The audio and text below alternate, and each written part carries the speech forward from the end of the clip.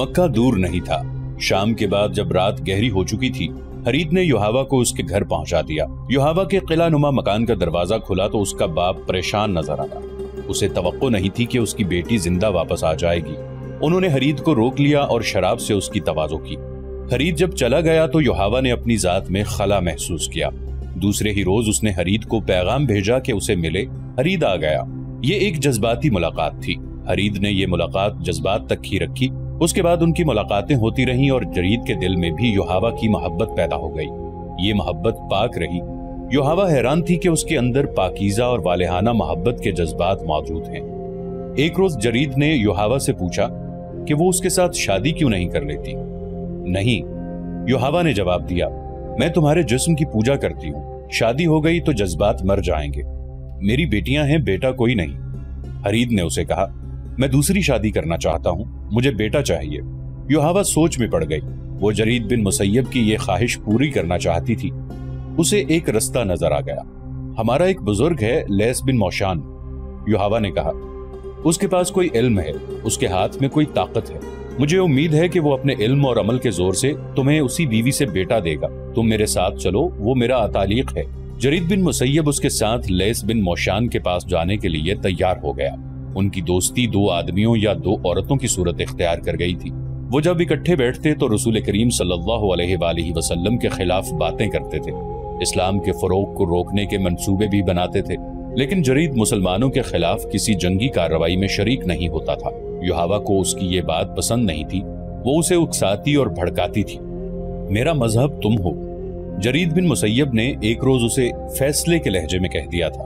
تم میری بیوی نہیں بن سکتی تو نہ صحیح، میں تمہیں دیکھے بغیر زندہ نہیں رہ سکتا۔ میں تمہیں ایک راز بتا دیتی ہوں جرید، یوحاوا نے اسے کہا تھا، میں کسی کی بھی بیوی نہیں بنوں گی۔ میرے باپ نے میری زندگی یہودیت کے لیے وقف کر دی ہے۔ لیس بن موشان نے مجھے یہ فرض سونپا ہے کہ اسلام کے زیادہ سے زیادہ دشمن پیدا کروں۔ میرے دل میں اپنے مذہب کے بعد صرف تمہاری محبت ہے، مجھے تم اپنی ملکیت سمجھو۔ ایک روز جرید یوحاوا کے ساتھ لیس بن موشان سے ملنے اس کے پاس چلا گیا۔ یوحاوا اسے لیس بن موشان کے سامنے لے جانے کے بجائے پہلے خود اندر گئی اور اس نے لیس کو صاف الفاظ میں بتا دیا کہ وہ جرید کو محبت کا دیوتا سمجھتی ہے۔ اس نے لیس بن موشان کو بتایا کہ جرید نے اسے موت کے منہ سے نکالا تھا۔ اس نے لیس کو بتایا کہ جرید کی بیٹیاں ہیں، بیٹا ایک بھی نہیں۔ کیا آپ کے علم میں اتنی طاقت ہے کہ جرید کی بیوی کے بطن سے لڑکا پیدا ہو؟ یوحاوا نے پوچھا۔ کیا نہیں ہو سکتا؟ لیس بن موشان نے کہا، پہلے میں اسے دیکھوں گا، پھر میں بتا سکوں گا کہ مجھے کیا کرنا پڑے گا۔ اسے میرے پاس بھیج دو۔ یوحاوا نے اسے اندر بھیج دیا اور خود باہر کھڑی رہی۔ بہت سا وقت گزر جانے کے بعد لیس بن موشان نے جرید کو باہر بھیج کر یوحاوا کو اندر بلا لیا۔ جو شخص تم جیسی خوبصورت اور دلکش لڑکی کے ساتھ اتنا عرصہ پاک محبت کر سکتا ہے، وہ بہت ہی مضبوط شخصیت کا آدمی ہے۔ لیس بن موشان نے کہا، یا وہ اس قدر کمزور شخصیت کا ہو سکتا ہے کہ تمہارے حسن کا جادو اپنے اوپر طاری کر کے تمہارا غلام ہو جائے۔ جرید مضبوط شخصیت کا آدمی ہے، یوحاوا نے کہا۔ جرید کی ذات بہت کمزور ہے، لیس بن موشان نے کہا۔ میں نے تمہارے متعلق اس کے ساتھ کوئی بات نہیں کی، میں نے اس کی ذات میں اتر کر معلوم کر لیا ہے، یہ شخص تمہارے طلسم کا اسیر ہے۔ مقدس اتعلیق، یوحاوا نے کہا، آپ اس کے متعلق ایسی باتیں کیوں کر رہے ہیں؟ میں اسے ایک بیٹا دینا چاہتی ہوں، مجھے اس کے ساتھ اتنی محبت ہے کہ میں نے یہ بھی سوچ رکھا ہے کہ میں اس کے بیٹے کو جنم دوں گی۔ نہیں لڑکی، بوڑھے لیس نے کہا، تمہاری کوکھ سے اس کا بیٹا جنم نہیں لے گا، یہ شخص ذریعہ بنے گا اس فرض کا جو خدائے یہودا نے مجھے اور تمہیں سونپا ہے۔ یوحاوا خاموشی سے لیس بن موشان کے چہرے پر نظریں جمائے ہوئے تھی۔ جسے تم محبت کا دیوتا سمجھتی ہو، وہ اس شخص کو قتل کرے گا جو کہتا ہے کہ اسے خدا نے نبوت دی ہے۔ لیس بن موشان نے کہا، جرید سے زیادہ موزوں آدمی اور کوئی نہیں ہوگا، کیا آپ پیشن گوئی کر رہے ہیں؟ یوحاوا نے پوچھا۔ یہ کس طرح قتل کرے گا؟ اسے میں تیار کروں گا۔ یہ تیار نہیں ہوگا، یوحاوا نے کہا۔ یہ کہا کرتا ہے کہ اس کا کوئی مذہب نہیں، محمد کو یہ اپنا دشمن نہیں سمجھتا، قتل و غارت کو پسند نہیں کرتا، یہ سب کچھ کرے گا۔ بوڑھے لیس نے کہا، اس کے ذہن پر میرا قبضہ ہوگا، تم میرے ساتھ ہوگی، 3 روز تک یہ سورج کی روشنی نہیں دکھ سکے گا۔ جب ہم اسے باہر نکالیں گے تو یہ ایک ہی بات کہے گا، کہاں ہے خدا کا نبی؟ وہ ہم میں سے ہے، میں اسے زندہ نہیں رہنے دوں گا۔ مقدس باپ، یوحاوا نے رندھائی ہوئی آواز میں التجا کی، جرید مارا جائے گا، یہ واحد شخص ہے، خدائے یہودا سے بڑھ کر محبت کے لائق کوئی نہیں، लैस बिन मौशान ने कहा, तुम्हें यह कुर्बानी देनी होगी। जरीद अब मक्के को वापस नहीं जाएगा। फिर युहावा भी मक्के को वापस ना गई। जरीद बिन मुसय्यब भी ना गया। बूढ़े लैस ने दोनों को 3 दिन और 3 रातें एक कमरे में बंद रखा। जरीद को अपने सामने बिठाकर उसकी आंखों में आंखें डाल दी। फिर उसे कुछ पिलाया और जेरे लब कुछ बुड़बुड़ाने लगा। उसने युहावा को नीम बरहना करके उसके साथ बिठा दिया। लैस युहावा को जो कहता रहा वो करती रही। ये जरूरी नहीं कि मैं तुम सबको ये भी बताऊं कि मैंने जरीद के जहन और इसकी सोचों को किस तरह अपने कब्जे में लिया है। लैस ने कहा, मैं उसे साथ लाया हूं, तुम उसे खुद देख लो। लैस बिन मुशान ने युहावा को इशारा किया।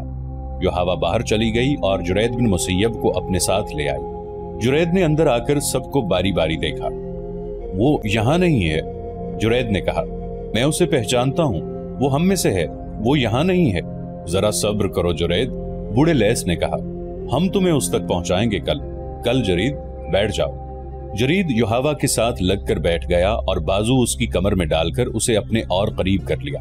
अगली सुबह जब मदीने में लोग फतह की खुशियां मना रहे थे और काब बिन असद के घर रसूल अकरम सल्लल्लाहु अलैहि वसल्लम और इस्लाम के खिलाफ बड़ी ही खतरनाक साजिश तैयार हो चुकी थी, रसूल करीम सल्लल्लाहु अलैहि वसल्लम को याद दिलाया गया कि बनु कुरैजा ने, जिसका सरदार काब बिन असद था, मदीने के मुहासरे के दौरान अहले कुरैश और गतफान के साथ खुफिया मुआहिदा किया था, जिसे नईम रदियल्लाहु अन्हु बिन मसूद ने बड़ी दानिशमंदी से बेकार कर दिया था।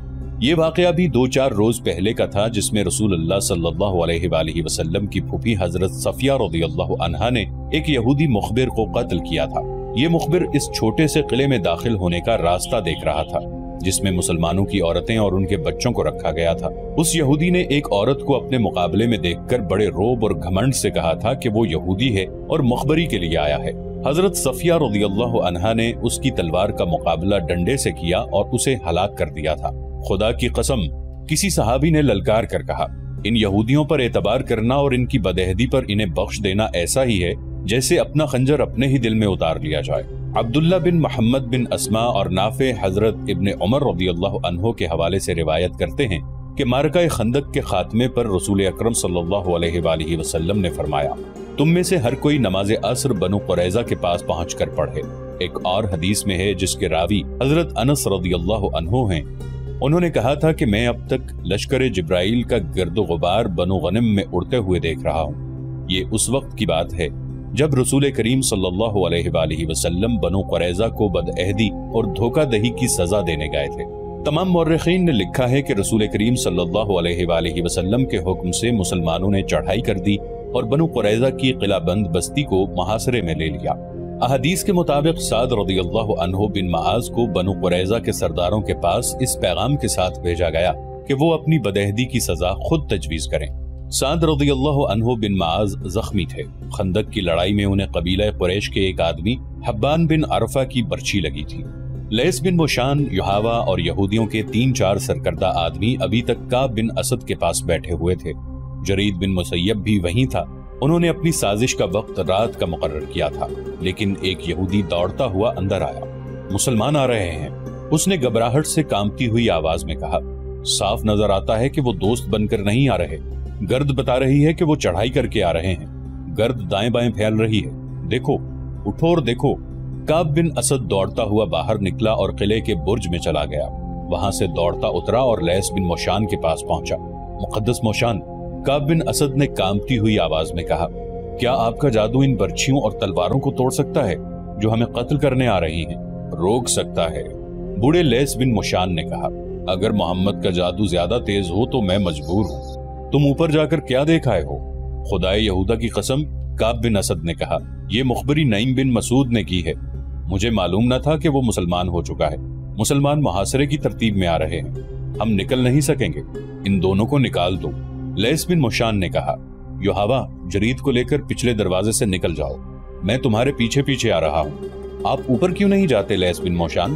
काब बिन असद ने कहा, आपका वो इल्म और वो जादू कहाँ गया जो आप... तुम इस राज को नहीं समझ सकते, बूढ़े लैस ने कहा। मूसा ने फिरौन को एक दिन में खत्म नहीं कर दिया था। ये असा जो तुम मेरे हाथ में देख रहे हो वही है जो मूसा ने दरिया में मारा था तो पानी ने उन्हें रास्ता दे दिया था। ये असा का करिश्मा था कि फिरौन का लश्कर और वो खुद दरिया में डूबकर फना हो गया था। جس طرح موسیٰ اپنے قبیلے کو مصر سے نکال کر لائے تھے، اسی طرح میں تمہیں یہاں سے نکال لوں گا۔ یحاوہ اور جرید بن مسیب پچھلے دروازے سے نکل گئے اور لیث بن موشان بھی نکل پڑا۔ مسلمان جب بنو قریظہ کی بستی کے قریب آئے تو عورتوں اور بچوں میں ہڑبونگ بپا ہو گئی اور بھگدڑ مچ گئی۔ عورتیں اور بچے اپنے اپنے گھروں کو بھاگے جا رہے تھے۔ کوئی آدمی مقابلے کے لیے باہر نہ آیا۔ جو مسلمان ٹیکریوں کی طرف سے محاصرے کے لیے آگے بڑھ رہے تھے، انہیں 2 آدمی اور 1 عورت نظر آئی۔ تینوں بھاگے جا رہے تھے۔ آدمی جو بوڑھا تھا اور عورت اپنے ساتھی کو گھسیٹ رہے تھے۔ وہ پیچھے کو مڑ مڑ کر دیکھتا اور آگے نہیں چلتا تھا۔ وہ لیث بن موشان، جرید اور یحاوہ تھے۔ لیث نے جرید کے ذہن پر قبضہ کر کے اسے رسول کریم صلی اللہ علیہ وآلہ وسلم کے قتل پر آمادہ کر لیا تھا، لیکن اب جرید اس کے لیے مصیبت بن گیا تھا۔ وہ اس عمل کے زیر اثر تھا جسے آج ہپناٹزم کہا جاتا ہے۔ یحاوہ اپنی محبت کی خاطر اسے اپنے ساتھ لے جا رہی تھی۔ اسے یہی ایک خطرہ نظر آ رہا تھا کہ جرید مسلمانوں کے ہاتھوں مارا جائے گا، اور لیث جرید کو اس لیے اپنے ساتھ لے جانے کی کوشش میں تھا کہ اسے کسی اور موقع پر رسول اللہ صلی اللہ علیہ وآلہ وسلم کے قتل کے لیے استعمال کرے گا۔ لیکن جرید لیث کے عمل تنویم کے زیر اثر بار بار کہتا تھا، کہاں ہے وہ جو اپنے آپ کو خدا کا نبی کہتا ہے؟ وہ ہم میں سے ہے، وہ میرے ہاتھوں قتل ہوگا، مجھے چھوڑ دو، مجھے مدینے جانے دو۔ ایک مسلمان نے ٹیکری پر کھڑے ہو کر انہیں للکارا اور رکنے کو کہا۔ لیث اور یحاوہ نے پیچھے دیکھا اور وہ جرید کو اکیلا چھوڑ کر بھاگ گئے۔ جرید نے تلوار نکال لی۔ کہاں ہے محمد؟ جرید نے تلوار لہرا کر ٹیکری کی طرف آتے ہوئے کہا، وہ ہم میں سے ہے، میں اسے پہچانتا ہوں، میں اسے قتل کروں گا جس نے نبوت کا دعویٰ کیا ہے۔ یحاوہ میری ہے۔ وہ للکارتا آ رہا تھا، یحاوہ حبل اور عزا سے زیادہ مقدس ہے، سامنے لاؤ اپنے نبی کو۔ کون مسلمان اپنے اللہ کے رسول صلی اللہ علیہ وآلہ وسلم کی اتنی توہین برداشت کرتا؟ جس مسلمان نے ان تینوں کو للکارا تھا، اس نے کمان میں تیر ڈالا اور دوسرے لمحے یہ تیر جرید بن مسیب کی دائیں آنکھ میں اتر کر کھوپڑی کے دور اندر تک پہنچ چکا تھا۔ جرید کے ایک ہاتھ میں تلوار تھی، اس کا دوسرا ہاتھ دائیں آنکھ پر چلا گیا اور اس نے تیر کو پکڑ لیا۔